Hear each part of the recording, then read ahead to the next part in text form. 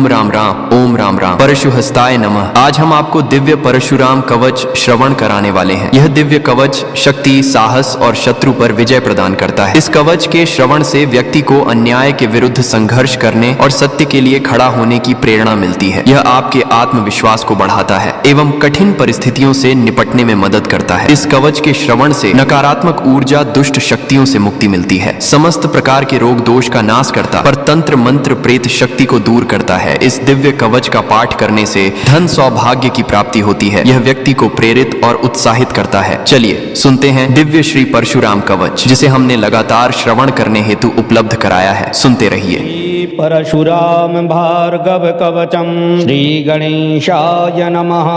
श्री नारायण उवाच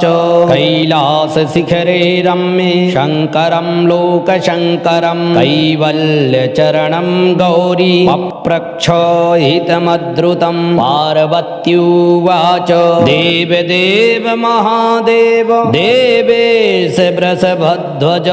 त्वक्ता श्रुतान्यशेषाणि जामदग्न्यस्य साम्प्रीतं। हरिरंसावतीर्णस्य मन्त्रयन्त्रादिकान्यालं न श्रुतं कवचं देवं न चोक्तं भवता मम। वक्तुमर्हसि देवेश भक्तायै गुह्यमप्युत इति पुष्टः स गिरिशो मन्त्रयन्त्राङ्गतत्त्ववित्। वाच प्रहसन् देवी हिताय जगदामिदं रहस्यमपि हि ब्रूयुर्लोकैकहितदुष्टयः। शिव उवाच शृणु प्रिये प्रियमिदं मम गुह्यतरं परं। धर्मार्थकाममोक्षाणाम् अनायासं सुसिद्धिदम्। एकमौपायिकं मन्ये विष्णुवक्षः स्थलालयाम्। श्रियमाकृष्टु कामानामिदं कवचमद्भुतम्। एकात्रपत्रसहिता या इच्छेत् सागराम्बरां सजामदग्निकवच नित्यमावर्तयेन्नरः। उद्दण्ड शास्त्रदोर्दण्ड प्रचण्डरिमुपमण्डलं कथं जयेयुर्वीरेन्द्राः कवचानव्रताङ्गकाः। परप्रयुक्तकृत्यादि दोषा भूतादयोऽपि वा प्रयान्ति भीता रामस्य वर्मणा वीक्ष्य रक्षितं। किमन्ये कवचैर्देवी किमन्यैर्मनुभिश्च वा जामदग्न्यः परं यस्य दैवतं भृत्यवत्सलः। कवचास्यास्य गिरिजे ऋष्यादिन्यासकल्पनं मूलमन्त्रोक्तविधिना कारैः साधकोत्तमः। अङ्गिरा ऋषि बृहति छन्दः धीमान् जामदग्न्यो देवता। उद्दण्डोण्ड चलत्कुठारशिखरस्फारस्फुलिङ्गाङ्कुरु व्रातो मोघमहास्त्रनासित जगत् विद्वेषवंशाटवीं। वन्दे भार्गवमुग्रकारमुधरं शान्तप्रसन्नानन वीरश्रीपरिचुम्बमान महिता स्वब्रह्मतेजो विधिम्। ॐ जामदग्न्यः शिरा पातु पातु मूर्धानमूर्ध्वद्रक ललाटं ललितः पातु। भ्रुवौ भृत्यार्तिनाशनः स्रवसि शुश्रवा मे व्याकरणौ करणान्तलोचनः। नेत्रे गोत्रार्तिः मे व्यालोचने भवमोचनः। गण्डे मे खण्डपरशु कपोलौ पातु शीलवान्। नासेषु नासापायन्मे नासिके दासवत्सल। रसानां रसरूपो व्याद्रक्संज्ञां रेणुकासुत। अधरौ पातु मे नित्य मदरीकृतसात्रवः। वक्त्रं चित्रचरित्रो व्यादन्तान्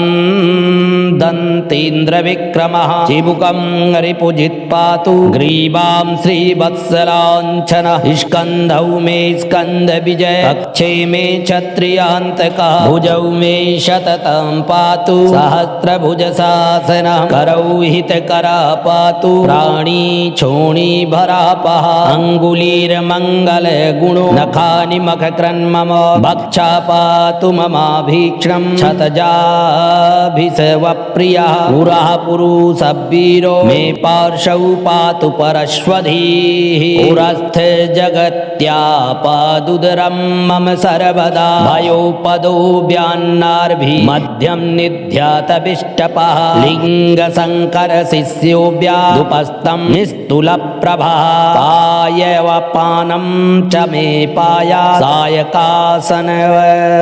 सदा त्रिसत्पकृत्वः कुलः त्रिकं मे बतु सर्वदा परमेष्टयवतात् पृष्ठं पिठरं दृढविक्रमः ऊरु मे समपातु जानु मे जगतापतिः जङ्घः सङ्घातहन्ताभ्रापदे विपदान्तकः पादौ मे पादचार्यभ्यः चरणौ करुणानिधि पादङ्गुलीपापः मे पायत्पादतले परः परश्वधर पायाद्रावः पादनखानि मे पूर्वाभिभासी मां पायात् पूर्वस्यां दिशि सन्ततं दक्षिणस्यामपि दिशि दक्षयज्ञान्तकप्रियः पश्चिमस्यां सदा पायात् पाश्चात्याम्बुनिमर्दनः वित्तेशरचिता साया पायान्मासत्यमार्चितः सर्वतः सत्यजित् पायान् ममाङ्गनिभयात् प्रभुः मनो महेन्द्रनिलयच्चित मे द्रप्तनाशनः बुद्धिं सिद्धार्चिता पाया हन्ता मनहङ्कृतिः करमाणि कार्तवीर्यार्येलाहह्य वंशः हरत्वा मोघद्रङ्मोहं क्रोधं च क्रोधदर्पः श्रियं करोतु मे श्रीसः पुष्टि मे पुष्टिवर्धनः सन्तानं सततं दद्यात् रघुसन्तानभूरुहः आयुषी मे वितनुता दार्यः परमपुरुषः आशां मे पूरयत्वासु कस्याथार्पितविष्टपः श्रीमान् पपरारामो सा पातु शर्वात्मना सदा ॐ इत्येतत्कवचं दिव्यमवेद्यं मन्त्रियन्त्रिभिः कथितं देवि ते गुह्यं प्रियेति परमाद्भुतं न नास्तिकाय नादत्रे न श्राद्ध्यालवे प्रिये देयान्याभिनीतायै तन्ना भक्ताय कदाचन न जापकाय नाज्ञात्रये तन्ना भक्ताय कदाचन नामाला मन्त्रिणे देवी प्रदेयं नाप्यमन्त्रिणे देयं श्रद्धालभे भक्त्या प्रणताय नतात्मने गुणान्विताय शुद्धाय मन्त्रगोप्त्रे च मन्त्रिणे अवश्यमेतज ज्ञाप्तव्यं त्रिसन्ध्यं नियमान्वितैः मन्त्रावसाने मन्त्राज्ञैः रचितं मन्त्रसिद्धये परमेतच्च जपेन्मन्त्री जनेद्वा सततं मनुः आसेचितादिवतरोर्फलं नाप्नोति सदृशं जयकामो भूर्जपत्रे रक्तबिन्दुभिरुज्ज्वलैः लिखित्वा वर्तयिद्रात्रि कवचं शतसङ्ख्यया सम्पूज्य धूपदीपाद्यैस्यर्यात्वा च हृदिर्भार्गवं हस्ते बद्ध्वारणं गत्वा विजयश्रियमवाप्नुयात् एवं सम्प्रस्थितास्यास्य विद्यावतीर्णेऽपि वा वाचस्पति वा शक्रो वा वश्या स्यात् किमुता परे अथवा तिलकं कृत्वा रक्तछूदेन भामिनी कवचेनाभिजप्तेन कच्छं जयमवाप्नुयात् श्रीकामस्तु महेन्द्राद्रे द्रोणीं गत्वा मरोहरा तन्त्रमण्डलमास्थाय चण्डभानुं विलोकयन् जपेदिदं महद्धर्मः प्रत्यहं शतसङ्ख्यया मण्डान्ते श्रियं श्रेष्ठा लभते भार्गववाग्यया सिद्धयो विविधास्तस्य दिव्यज्योतिर्लतालयः सिद्ध्यन्ति सिद्धवन्द्यस्य कृपया विस्मयावहा भूतप्रेत प्रेतपिशाचाश्च रोगाश्च विविधाशुभाः दुष्टानपास्तस्कराश्च व्याघ्रसिंहं गजादयः श्रीमद्भ्रकुलोत्तमं दशदंसितमद्रिजे द्रष्टवैवैः पलायन्ते मृत्युं द्रष्टवैवैः प्रजा जामदग्न्यस्य यो वाञ्छे सान्निध्यं योगिदर्लभैं समहेन्द्रस्य शिखरे स्नातोपस्थाय भास्करम् तन्मध्यवर्तिनं शान्तं जटामण्डलमधीडतं परस्वदे धनुर्दण्ड राजितां सद्वयान्वितम् अक्षसूत्रं सुबिभ्राणं दक्षिणेऽङ्गुलिपल्लवे वामजानूतलन्यस्य वामपाणिकुशेषयम् उन्मज्जज्ज्वल जग्रीव मामीलित विलोचनं सुप्रसन्नमुखाम्भोज सुस्मितं पल्लवाधरं सुन्दरं सुन्दरापाङ्गं सौविभोगभुजद्वयं भक्तानुग्राहकं देवं जामदग्न्यं जगत्पतिं ध्यायन्तमात्मानात्मानं ध्यायेत् प्रणत वत्सम् अथ द्वादशभिः पुण्यै नामभिः पापहारिभिः जपतामिष्टदैर्भृत्त पारिजातं समर्चयेत् जामदग्न्यो जगन्नेता ब्रह्मण्यो ब्रह्मवत्सलः कार्तवीर्यकुलोच्छेता छत्रवंश प्रतापनः विश्वजित् दीक्षितो रामः कश्यपाशासुरद्रुमः परस्वधरः शान्तो महेन्द्रकृतकीर्तनः एतैर्द्वादशभिर्दिव्यै गोप्यैरभ्यर्चनामभिः उपजिष्टे पुनर्गुह्यै मुख्यै नामभिरीश्वरं क्षिप्रप्रसाद जननैश्चतुर्वर्गफलोदयै हन्तते सम्प्रवक्ष्यामि तान्यपि प्रणतासि यत इमानि गौरीनामानि सुगोप्यानि हृदयालयः त्रिधामा त्रिगुणातीता क्रमूर्ति त्रिजगन्मयः नारायणः परं ब्रह्म परं तत्त्वं परात्पर भार्गवो धर्मचरणो भर्गरूपः सतां गतिः इति षोडशभिस्तुत्वा नामभिरऋषिपुङ्गवं सर्वाशिषां पतिदेवं सकलाभीष्टदायकैः आत्मानं विन्नसेदङ्गा स्वनेन कवचेन सह मृगीमुद्रिकया धीमान् वज्रसारेण सारभित स्वप्ने पश्यति देवेशं भार्गवं भृगुनन्दनं चिन्तितार्थप्रदं सौम्यं चिन्तामणिमिवापरं मासत्रयन्तु विन्यस्ते साक्षात् पश्यति जापकः मनसा सम्प्रसादेन लब्ध्वा वरमनुत्तमम् अणिमादिगुणैर्युक्तो ब्रह्मलोकमवाप्नुयात् अथवा योगसिद्धिं यो धातुसिद्धिं च वाञ्छति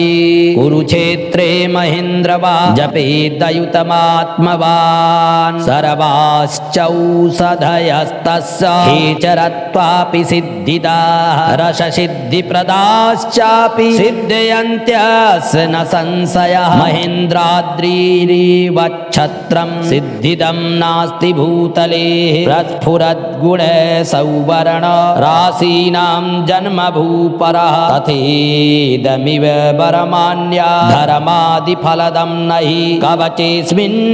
सकृज्जप्त्वे मन्त्रावृत्तिसहस्रजं फलामाप्नोत्यभिफलं तस्मान्नित्यं जपेन्नरः अमन्त्री वापि मन्त्री वा भार्गवे भक्तिमान्नरः जपेन्नित्यमिदं वरम मन्त्रसिद्धिमवाप्नुयात् सारस्वतमिदं देवी कवचं वाक्प्रदं नृणां कोऽपि वाग्भिर्भवति जपन्नेतद्गुरुर्यथा नित्यं परस्वधृत कवचस्यास्य धारणा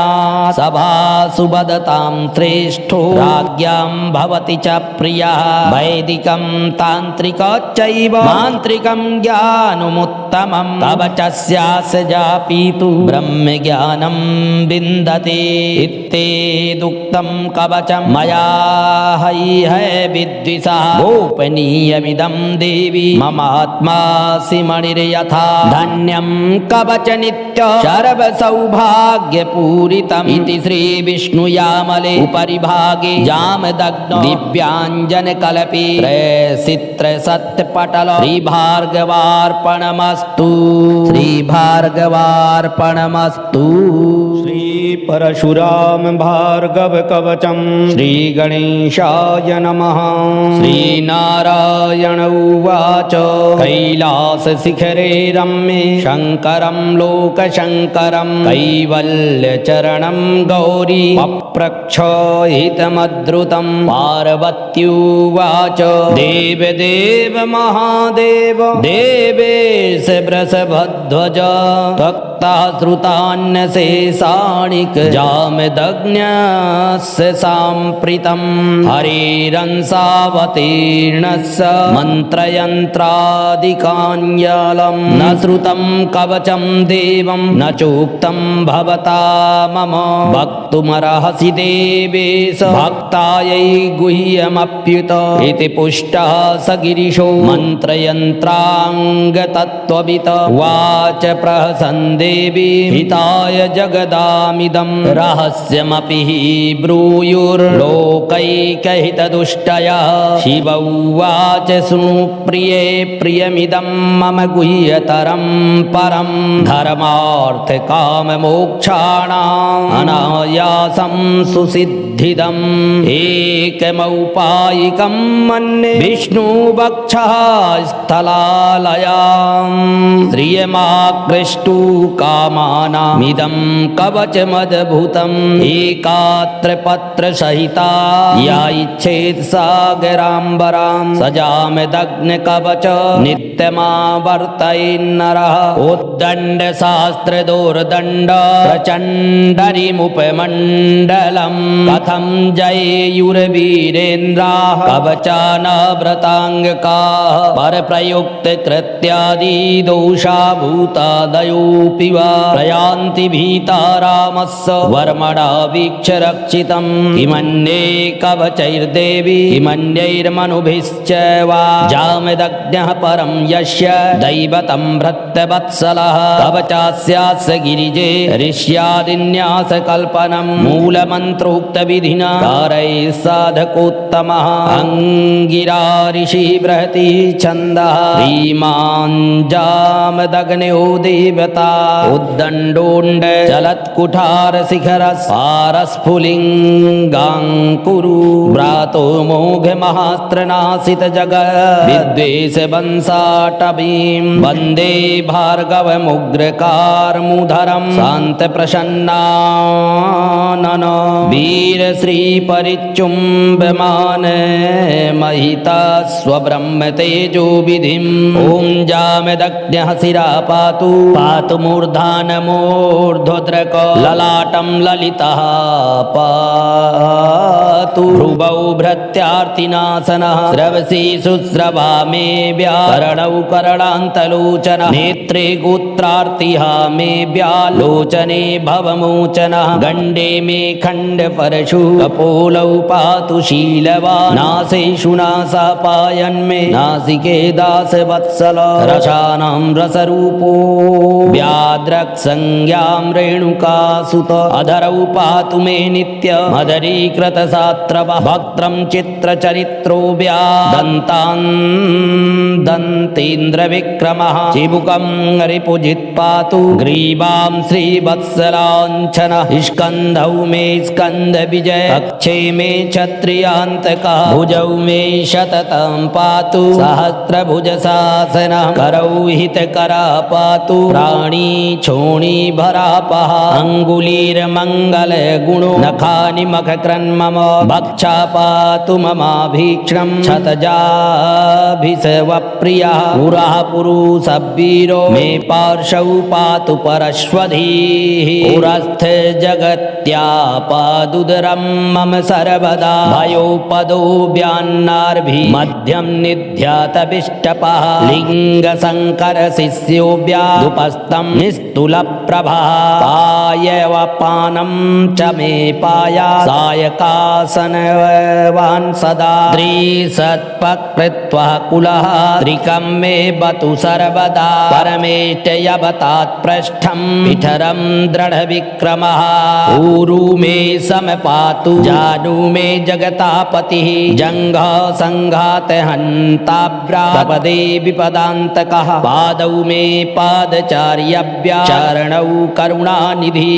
पादङ्गुलीपापः मे पायत्पादतले परः परश्वधर पायाद्रावः पादनखानि मे पूर्वाभिभासी मां पायात् पूर्वस्यां दिशि सन्ततं दक्षिणस्यामपि दिशि दक्षयज्ञान्तकप्रियः पश्चिमस्यां सदा पायात् पाश्चात्याम्बुनिमर्दनः वित्तेशरचिता साया पायान्मासत्यमार्चितः सर्वतः सत्यजित् पायान् ममाङ्गनि भयात् प्रभुः मनो महेन्द्र निलयच्चित मे द्रप्तनाशनः बुद्धिं सिद्धार्चिता पाया हन्ता मनहङ्कृतिः करमाणि कार्तवीर्यार्येलाहह्य वंशः हरत्वा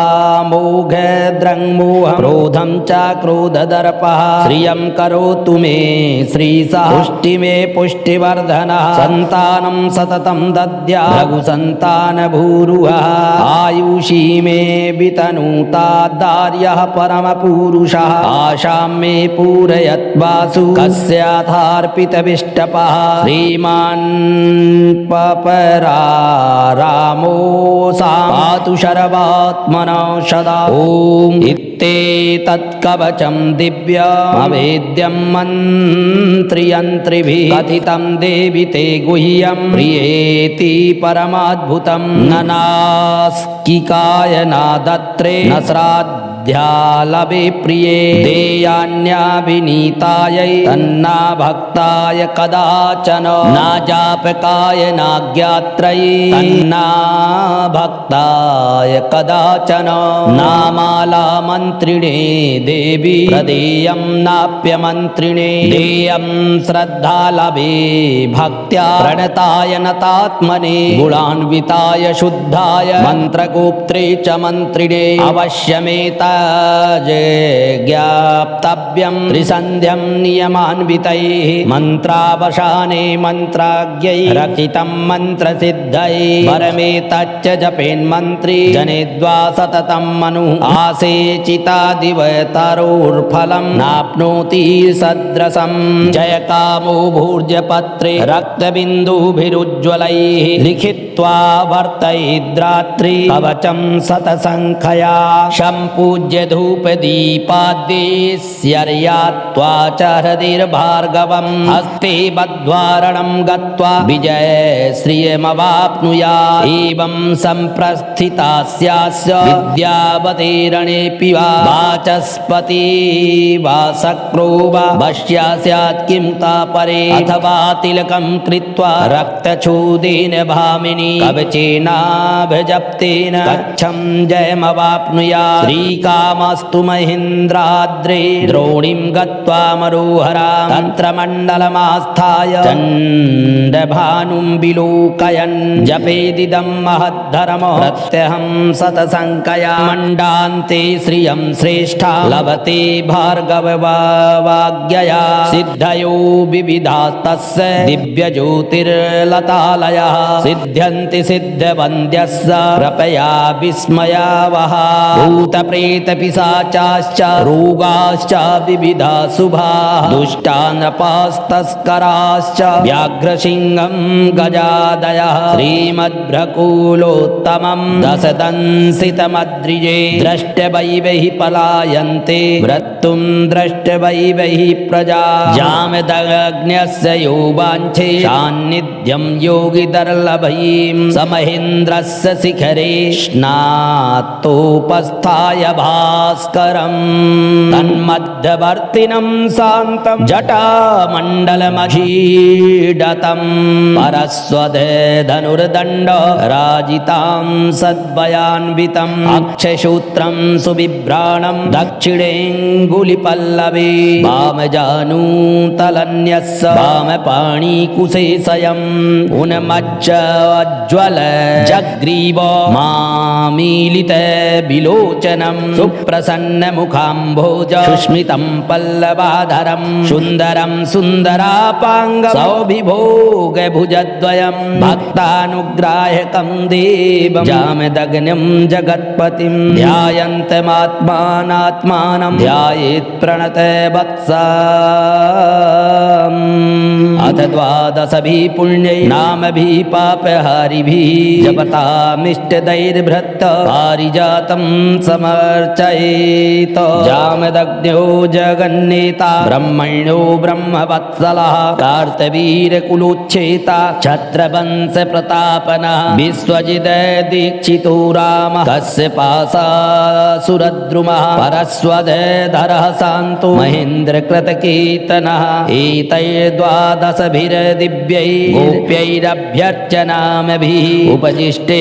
पुनर्गुह्यै मुख्यै नामभिरीश्वरं क्षिप्रप्रसाद जननैश्चतुर्वर्गफलोदयै हन्तते सम्प्रवक्ष्यामि तान्यपि प्रणतासि यत इमानि गौरीनामानि सुगोप्यानि हृदयालयः त्रिधामा त्रिगुणातीता क्रमूर्ति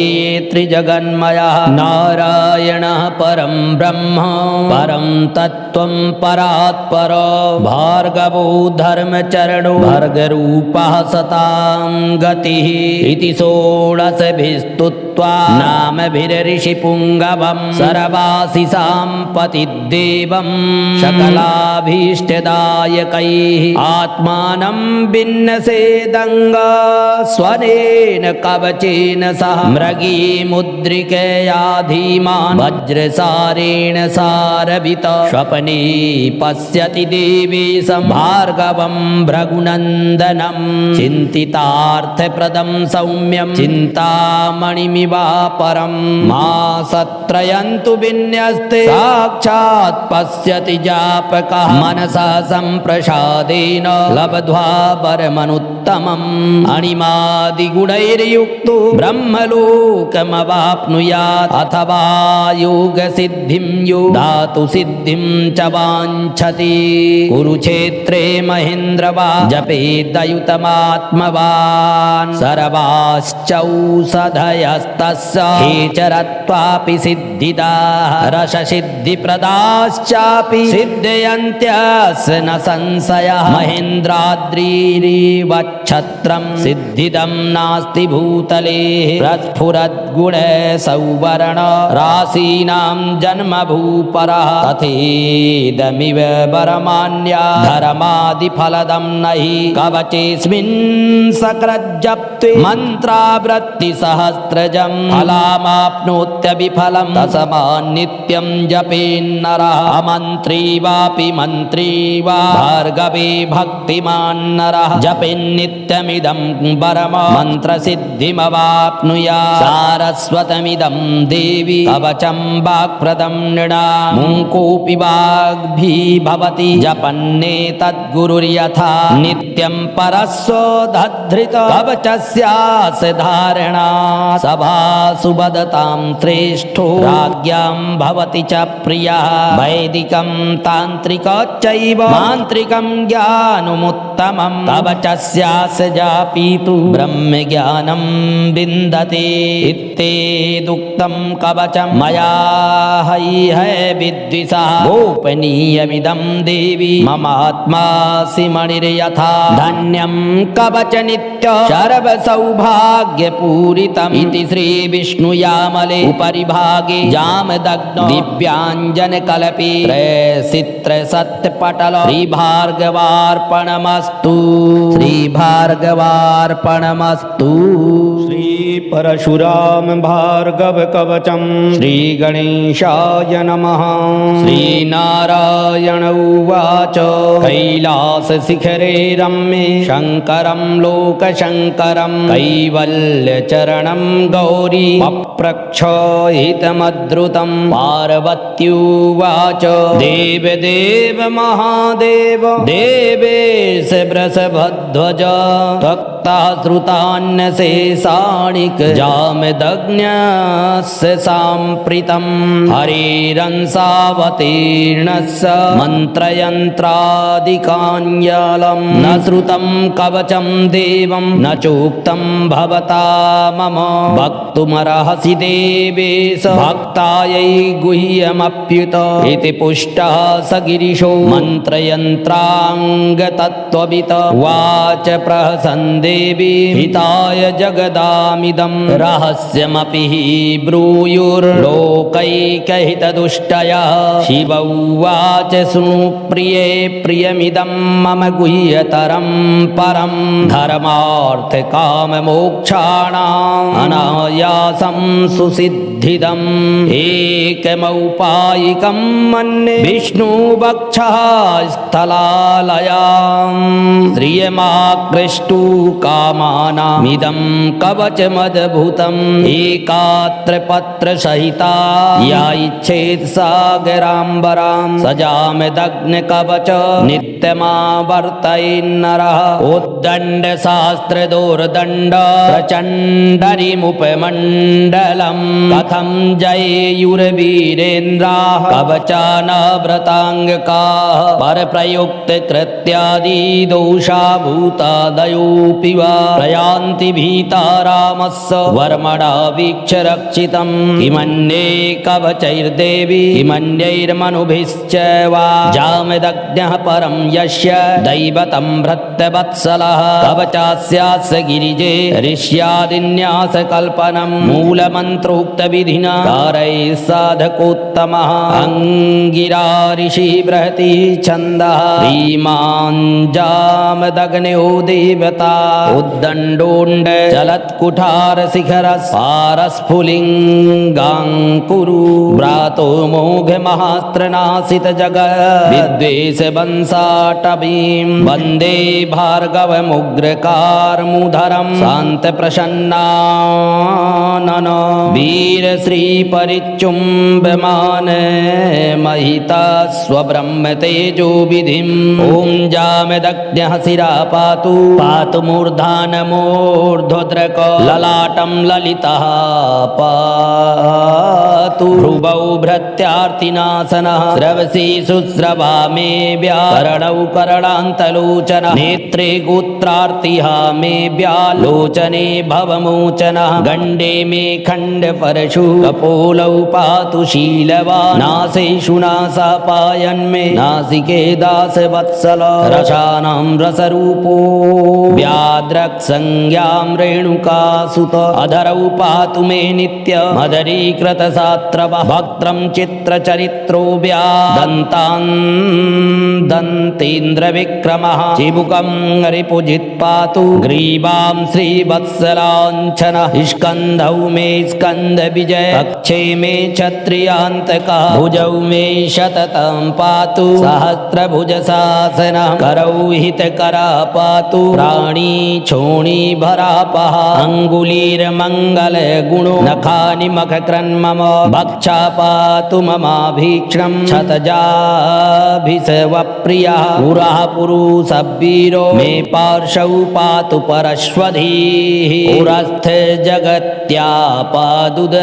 मम सर्वदा भयोपदो व्यान्नार्भि मध्यं निध्यातविष्टपः लिङ्गशङ्कर शिष्योऽव्यादुपस्थं निस्तुलप्रभः पायवपानं च मे पाया सायकाश सिंहासनवान् सदा त्रिसत्पकृत्वा कुलः त्रिकं मे बतु सर्वदा परमेष्टयवतात् पृष्ठं पिठरं दृढविक्रमः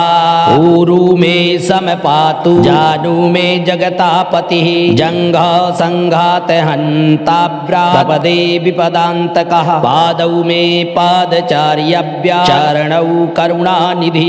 पादङ्गुली पापः मे पायत्पादतले परः परश्वधर पायाद्रावः पादनखानि मे पूर्वाभिभासी मां पायात् पूर्वस्यां दिशि सन्ततं दक्षिणस्यामपि दिशि दक्षयज्ञान्तकप्रियः पश्चिमस्यां सदा पायात् पाश्चात्याम्बुनिमर्दनः वित्तेशरचिता साया पायान्मासत्यमार्चितः सर्वतः सत्यजित् पायान् ममाङ्गनि भयात् प्रभुः मनो महेन्द्र निलयच्चित मे द्रप्तनाशनः बुद्धिं सिद्धार्चिता पाया हन्ता मनहङ्कृतिः करमाणि कार्तवीर्यार्येलाहह्य वंशः हरत्वा मोघद्रङ्मोहं क्रोधं च क्रोधदर्पः श्रियं करोतु मे श्रीसः पुष्टि मे पुष्टिवर्धनः सन्तानं सततं दद्या संतानभूरुहः आयुषी मे वितनुता दार्यः परमपुरुषः आशां मे पूरयत्वासु कस्याथार्पितविष्टपः श्रीमान् पपरारामो सा पातु शर्वात्मनः सदा ॐ इत्येतत्कवचं दिव्यमवेद्यं मन्त्रियन्त्रिभिः कथितं देवि ते गुह्यं प्रियेति परमाद्भुतं न नास्तिकाय नादत्रे न श्राद्धालवे प्रिये देयान्याभिनीतायै तन्ना भक्ताय कदाचन न जापकाय नाज्ञात्रये तन्ना भक्ताय कदाचन नामाला मन्त्रिणे देवी प्रदेयं नाप्यमन्त्रिणे देयं श्रद्धालवे भक्त्या प्रणताय नतात्मने गुणान्विताय शुद्धाय मन्त्रगोप्त्रे च मन्त्रिणे अवश्यमेताज्ञाप्तव्यं त्रिसन्ध्यं नियमान्वितैः मन्त्रावसाने मन्त्राज्ञैः रचितं मन्त्रसिद्धये परमेतच्च जपेन्मन्त्री जनेद्वा सततं मनुः आसेचितादिवतरोर्फलं नाप्नोति सदृशं जयकामो भूर्जपत्रे रक्तबिन्दुभिरुज्ज्वलैः लिखित्वा वर्तयिद्रात्रि कवचं शतसङ्ख्यया सम्पूज्य धूपदीपाद्यैस्यर्यात्वा च हृदिर्भार्गवं हस्ते बद्ध्वारणं गत्वा विजयश्रियमवाप्नुयात् एवं सम्प्रस्थितास्यास्य विद्यावतीर्णेऽपि वा वाचस्पति वा शक्रो वा वश्या स्यात् किमुता परे अथवा तिलकं कृत्वा रक्तचूदेन भामिनी कवचेनाभिजप्तेन कच्छं जयमवाप्नुयात् श्रीकामस्तु महेन्द्राद्रे द्रोणीं गत्वा मरोहरा तन्त्रमण्डलमास्थाय चण्डभानुं विलोकयन् जपेदिदं महद्धर्मः प्रत्यहं शतसङ्ख्यया मण्डान्ते श्रियं श्रेष्ठा लभते भार्गववाग्यया सिद्धयो विविधास्तस्य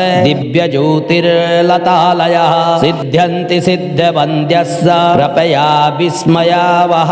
भूतप्रेतपिशाचाश्च रोगाश्च विविधा शुभाः दुष्टानपास्तस्कराश्च व्याघ्रसिंहं गजादयः श्रीमद्भ्रकुलोत्तमं दशदंसितमद्रिजे द्रष्टवैवैः पलायन्ते मृत्युं द्रष्टवैवैः प्रजा जामदग्न्यस्य यो वाञ्छे सान्निध्यं योगिदर्लभैं समहेन्द्रस्य शिखरे